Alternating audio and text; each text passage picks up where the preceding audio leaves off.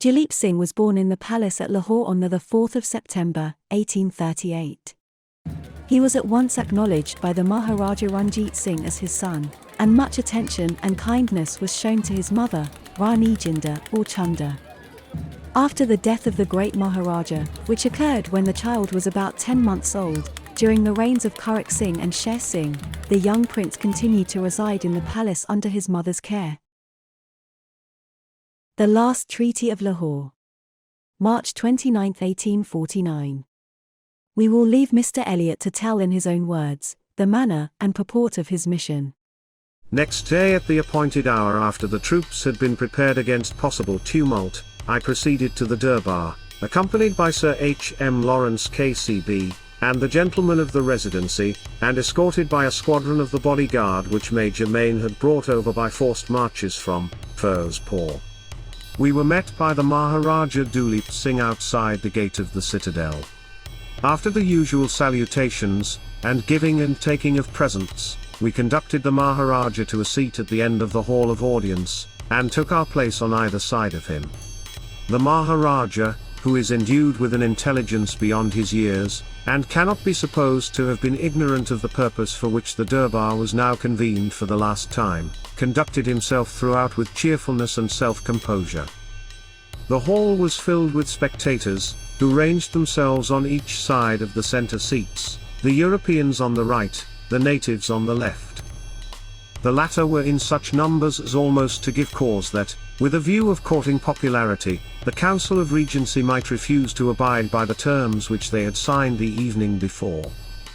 After we were seated, the following note, declaratory of the intentions of the government to assume the sovereignty of the Punjab, was read out in Persian, and afterwards translated into Hindustani, for the comprehension of everyone present. Letters from Dr. Logan to his wife. Citadel of Lahore, April 10th. I am very busy drawing out my statements and lists, but I fear it will be many weeks, if not months, before I can complete them. I have to make out a list in English for the Governor-General of all the jewels and valuables belonging to the Sikh government and now transferred to ours. Among them is the Koh-i-Noor.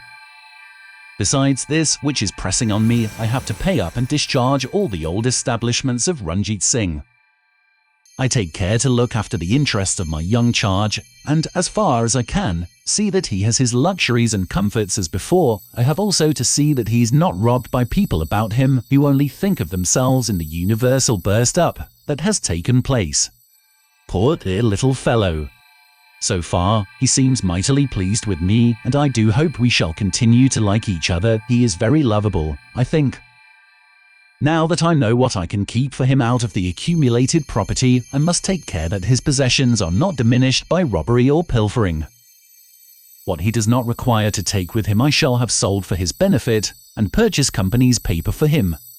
His studies at present are Persian and English. For amusements, he is passionately fond of hawking and thinks of nothing else. I want you to send me out for him a nice paint box and materials for his use, and a good book of instructions in the art of drawing and painting, till I can get him good lessons. Citadel of Lahore, April 29th. My occupations continue to multiply. I am now known as the Killer Kai Malik, Lord or Mater of Lahore Citadel. I have just been placing some sergeants of artillery in charge of the magazine under my orders, to write out lists of all the arms of all kinds. Another set I have appointed in the same way in Ranjit Singh's camp establishment, including every so many splendid cashmere tents, carpets, purdas, etc., while I myself take the jewel department in the Tashkhana and overlook the whole. The extraordinary way in which jewels of the greatest value are packed away would amuse you. The first ring I took out of the bag was a diamond valued 6,000 rupees. I cannot yet arrive at a valuation of the jewels exclusive of the Koh-i-Noor, but I don't think it will be far short of $1 million. And the other valuable property is much more. Lawrence seems to think that Lord D intends, after making over what may be thought proper for the use of the deposed king, to send the rest to England. Citadel, Lahore, May 6th and 8th. One of the Maharaja's painters has just made a sketch for me of the summer borge and of my residence in the Karbgah, but he has left out the finest part of the building, the marble baradari which adjoins my rooms and opens into the garden. You would delight in the view, it is magnificent, the racecourse and grand parade in front, and the Ravi with its numerous lovely gardens in the distance. September 1854. Duleep Singh has found it convenient, while in India, to adopt a semi-European style of dress for sporting, riding and boating, as it gave him more freedom of motion. It soon became his ordinary costume, save for formal occasions, and a very handsome, becoming, and picturesque one it was.